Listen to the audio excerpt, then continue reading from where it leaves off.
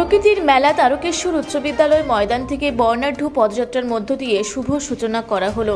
১৩তম বর্ষে পদার্পণ করল এই প্রকৃতির মেলা। স্বামীজির ১৬৩তম জন্মদিবস উপলক্ষে বর্ণাঢ্য শোভাযাত্রার মধ্যে স্বামীজিকে সম্মান জানিয়ে বিভিন্ন বাদ্যযন্ত্র সহকারে বিভিন্ন স্কুলের ছাত্রীদের নৃত্যের মধ্য দিয়ে বহুরূপীকে সামনে রেখে এই দিনটি সুন্দরতম হয়ে ওঠে।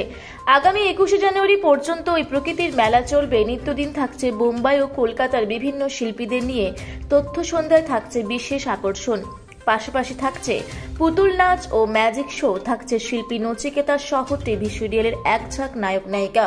তারকেশ্বর পৌরসভার চেয়ারম্যান তথা প্রকৃতির সম্পাদক উত্তম কুণ্ডু সাংবাদিকদের মুখোমুখি হয়ে বলেন, দেখুন, এটা প্রতি বছর নয়, এই বছরও বর্ণাঢ্য যাত্রার মধ্য দিয়ে শুরু হলো। আমরা সকল প্রকৃতির মেম্বার, বিভিন্ন রকম ব্যান্ড, ঢাক সহ প্রতি বছরের ন্যায় এবছরও আমরা শুভ সূচনা করলাম। এ বিষয়ে উত্তম কুণ্ডু সাংবাদিককে কি বললেন চলুন একবার শুনে নেব। শুরু করলাম যে আজকে আমরা সমস্ত প্রকৃতির মেম্বার সমেত আমাদের স্কুল মাঠের বিভিন্ন ব্যান্ড, বিভিন্ন রকম ঢোল ঢাক সব নিয়ে আমরা আজকে প্রতি বছর নেই, এবছরেও আমরা আজকে বিশেষ বিশেষ শিল্পী কে আসছে, মানে বহু শিল্পী আছে যেখানে আপনার বম্বে থেকে আপনার ইউরোপ পর্যন্ত সব জায়গায় শিল্পী আছে।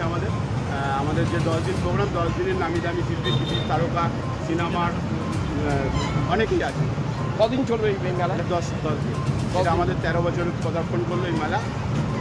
তো দাদা, মূল মঞ্চের আজকে শুভ সূচনা কে কে আসছে, আজকে কে কে থাকছে যদি বলেন? আজকে বিভিন্ন আর্টিস্ট আসছে।